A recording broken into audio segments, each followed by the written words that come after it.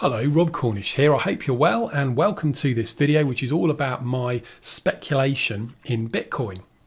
Now, if you're a long-term subscriber of mine, you might remember from last year I announced that I was starting to buy Bitcoin.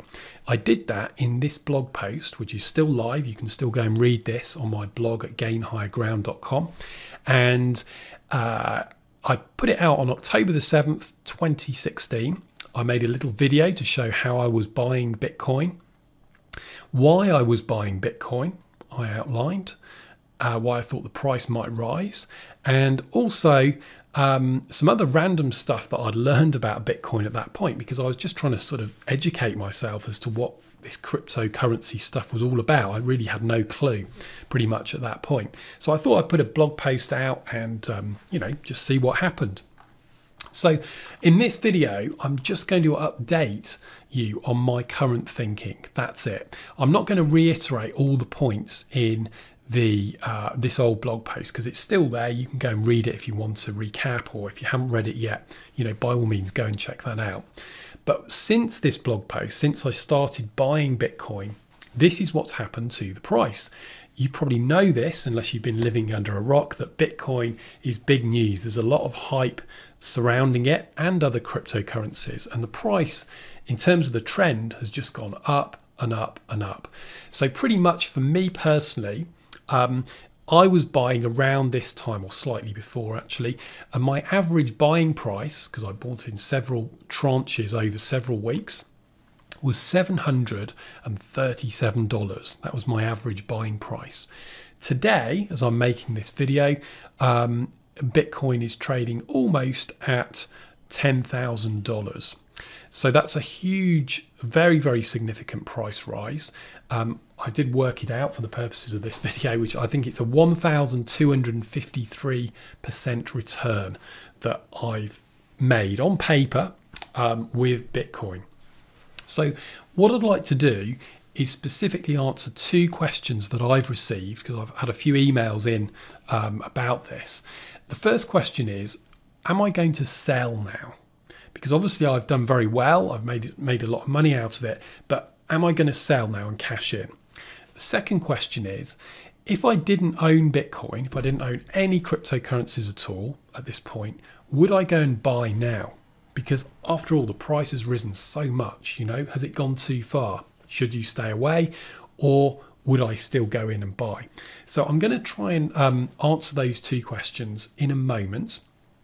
And also before that, just make a few notes, really, a few points that I'd like to say just about, what's been going on really over the last 12 months or so. And I have to start, of course, by just saying a sort of general financial health warning. First of all, any part of this video or anything you hear me talking about Bitcoin, it's not financial advice in any way. I'm not qualified to give financial advice, and Bitcoin in particular is highly, highly speculative, and any cryptocurrency is. So be prepared if you are going to put your toe in the water or put any money in, be prepared to lose everything. You really need to have that mindset, because I don't consider this an investment. I consider it a speculative punt, essentially. All right. I have other investments like, equities and funds and property and stuff like that. And I consider those investments because they're backed up by something real. Whereas Bitcoin and the other cryptocurrencies are much more flaky. It's a very new area. Things are changing fast. There's huge price changes, big drops, and it could all blow up tomorrow. So that's the first thing I want to be clear about. So if you are going to follow what I've done or do anything with this, please bear that in mind. Now, the first point has to be, as we've said, the huge dramatic price rise. But that hasn't been without a massive amount of volatility. It's a really funny thing when you look at charts on the screen like this. You can look at how they've gone, and what you see is just a rise. But actually, when you've lived through this, as I have, and you might have as well if you've owned Bitcoin over this period, you will notice that day to day there are huge swings up and down. And you can see, for example, here, can you see this little drop here? It looks quite small, but that it is, from the top there, that's $7,400 to 5,900. And that's, there's been times where it's dropped over $1,000 just in a few hours. It's crazily volatile. It really, really is. And a big driver of that is a regulation change. So, for example, in China, there was the Chinese government put some bans in place surrounding cryptocurrency. There are lots of other governments taking different stances, and a lot of regulators, financial regulators throughout the world, they're not really sure how to deal with this cryptocurrency stuff. So they're doing certain things at different times, and that really creates big shocks to the prices of cryptocurrencies, including, of course, Bitcoin, which is the biggest one. So that's something to bear in mind as well. It is funny when you look in retrospect at price charts that, when you look at this, you just say, oh, it's just gone up. But when you live through it, it really, really does feel volatile. And that's the difference, I think, between paper investing, where you just keep an eye on stuff, maybe have a model portfolio, and where you actually put your own money in, and that's where you really start to feel the pain. Now, for me, that's not an issue. I don't really care about that because I've got a very, very long-term buy and hold view. I'm not a short-term trader here.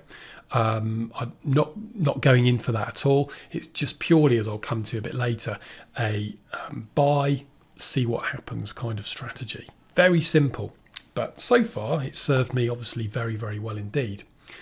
Now, the other thing to mention, the other observation at this point is I did allude to this back in the blog post, back here. Last year, but it's really taken off since, and that is just the huge amount of hype around Bitcoin and cryptocurrencies. So what you're probably getting this already. You go online and you see ads, teaching you how to learn about cryptocurrencies or make money out of cryptocurrencies, or they'll say, look, this person's made millions out of cryptocurrencies, he's going to do a talk and teach you all about this and so on. And of course, what's happening is the marketing industry is getting on board with this whole theme of cryptocurrencies and is selling information around it. And there's nothing wrong with that. But of course, from our perspective, we just want to be wary about good information and bad information, particularly in a Wild West scenario like we've got here. This is not some long established thing that's been going for decades, like the stock market. This is brand new. There's very little regulation. Governments don't know how to deal with it or what they're going to do. And so you've got to be quite wary about, information, particularly if you're paying for that. But I think, I don't want to, criticize anything like that. That's absolutely legitimate. And, why not? It is a popular area and people want to learn more. My approach has just been to, look online, watch YouTube videos, learn that way, really, just as I described in the blog post that I wrote last year. The next point I want to make is that it's not just all about Bitcoin. This website we're looking at here is called CoinMarketCap.com. This is the website I pretty much go to every day just to see what's going on with cryptocurrencies. And the main page, just at CoinMarketCap.com, which I look at, is this. And it's really nice because it gives you a list of all the different cryptocurrencies. Bitcoin, you can see, is by far the biggest market share. So the market cap, or the total value of Bitcoin in circulation as I'm filming this video, is I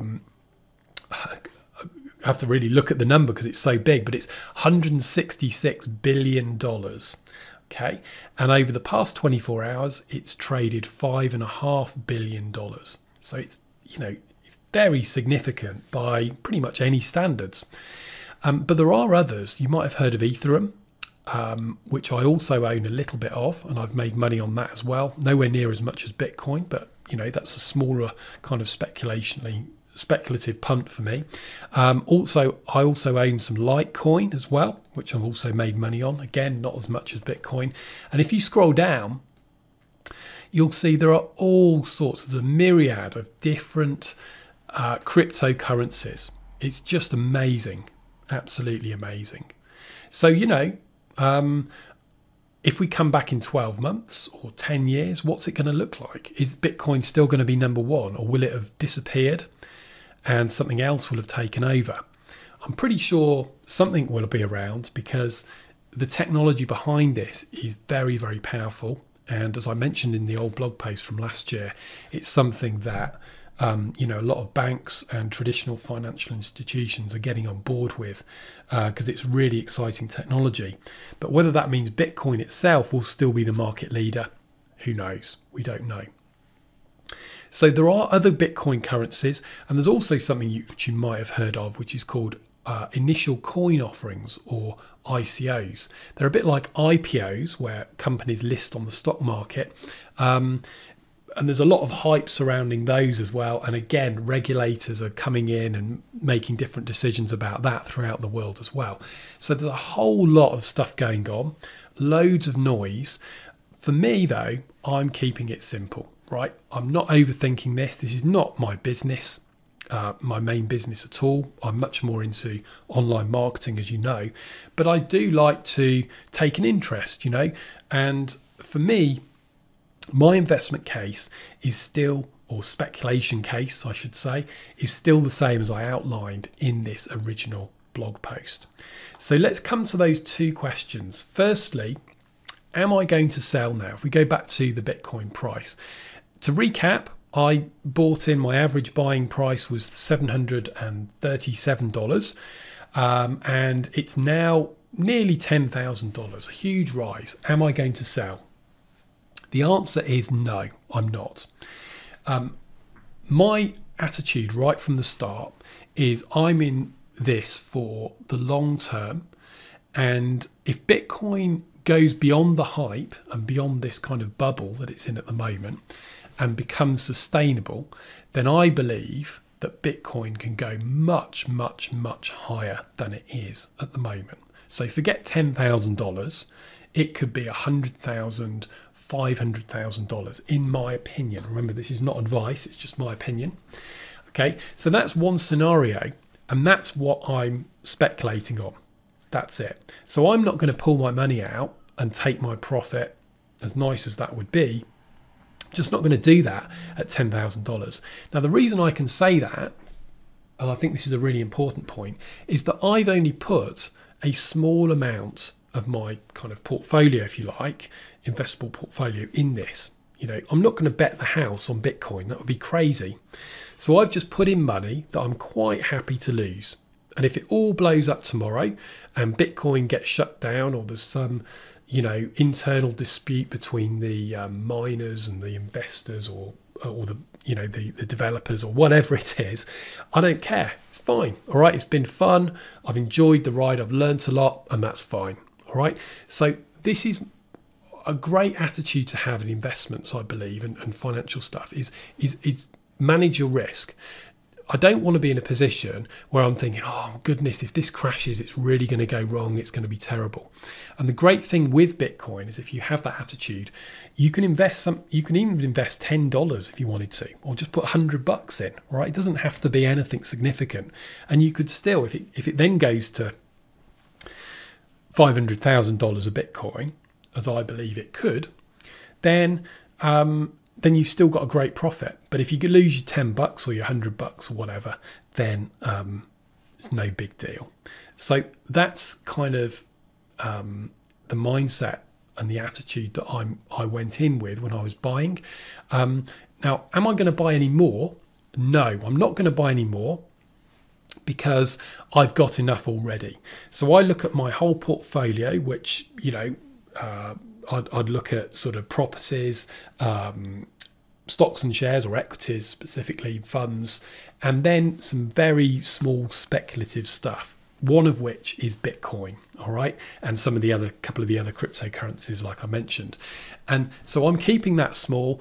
I don't want to make that any bigger. I'm quite happy with what I've got, so I'm just leaving it. So although I'm not going to sell at this point, I'm also not going to buy any more. Now, finally, the big question, I think this is the number one question that I've been asked on email, is if I didn't own Bitcoin at this point, if I didn't own any cryptocurrencies, would I buy now?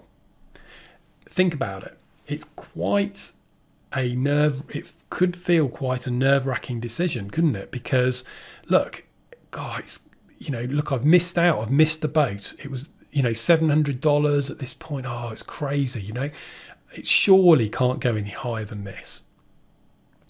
Well, that is the fallacy of looking at charts. And psychologically, I think it's called something called anchoring. It's like behavioral economics and that kind of stuff. You get trapped by what you see and what's happened in the past. But that, to me, doesn't affect my reason for taking a speculation on this, right? Remember, I'm looking for either to lose my entire investment or for Bitcoin to go crazy and go to $500,000 a Bitcoin, something like that. So so the answer is, to put it simply, if I didn't own Bitcoin at this point for any reason, then yes, I would go and buy Bitcoin now. Personally, okay? That's not advice to you or anyone else, but this is just my opinion on what I would do. And I'd be just as relaxed about doing that as I was a year ago when I bought in at $700. And to put that in perspective, back a year ago, people were asking the same questions. They were like, oh, $700, that's really expensive. Because if you look back here, here it was $200, all right, back in 2015. So people had already thought it had risen loads. So, you can be stopped from getting involved at any point in this chart. So I wouldn't be too reliant on the chart. It doesn't really mean anything. The chart itself is not going to cause Bitcoin to go to the moon or to crash and burn. It will be other factors that aren't displayed in this chart. So hopefully that makes sense, the best way I can kind of explain it. If you have any questions, please do put them in the comments on the blog post at gainhighground.com. If you're watching on YouTube, then head to gainhighground.com and you can do that.